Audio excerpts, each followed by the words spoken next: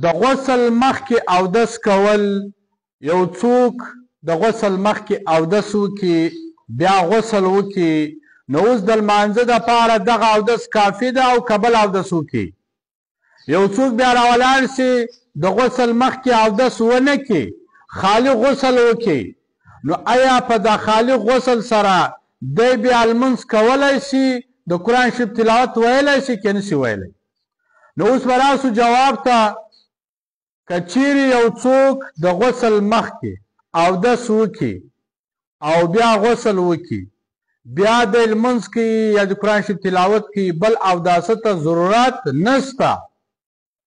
اوس بیا یو څوک راولاړ سي د غسل مخکې اودس ونه کړي، خالي غسل وکړي، نو دغه هم بل اوداسه ته ضرورت نه لري، ځکه چې د غسل وکړي نو اودس یې هم وسو. نو جواب اصل دا ده که چیرې دی مخته اودس وکړي تر غسل له مخه او که نه وکړي، دی بیا د غسل وروسته اوداسه ته ضرورت نه لري. ضروري نه ده چې بیا دی بل اودس وکړي، بس خالي دا غسل کول دا د اودس هم کې داخل سو، هم دی لمونځ کولی شي، هم د قرآن شریف تلاوت کې کولی شي. ځکه په اوداسه کې په خولو به ګرځول، په پزه به ګرځول، هغه په غسل کې فرض دی، په خولو به ګرځوی، په پزه به وګرځوی. دغه رقم په اوداسه کې لاسونه پرېمینځل، مخ پرېمینځل، پښې پرېمینځل فرض دي، پرېمینځل فرض دي. دغه رقم دا په غسل کې پرېمینځل کېږي، هم لاسونه پرېمینځل کېږي، هم مخ پرېمینځل کېږي، هم پښې پرېمینځل کېږي. دغه رقم مسح په غسل کې هم راځي چې کله د غسل کوي نو پر سر باندې لاس تېروي، نو د مسح ځای هم وسو.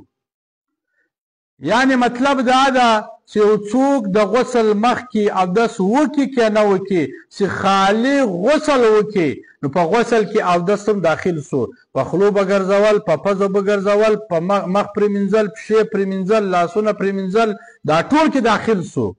او دغه رقم د سر مسم کې داخله سوه چې دی کله غسل کوي نو په سر باندې لاس وهي، سر مشي، نو مسح هم وسوله. نو بیا دی بل اوداسه ته ضرورت نه لري. خو سنت طریقه دا ده، یاد ساتئ، دا مسنون طریقه ده، سنت طریقه ده چې کله هم ته غسل کوې نو د غسل مخ ته به اودس کوې په ښه طریقه سره، چې اودس دې وکړې بیا به غسل وکړې. دا سنت طریقه ده.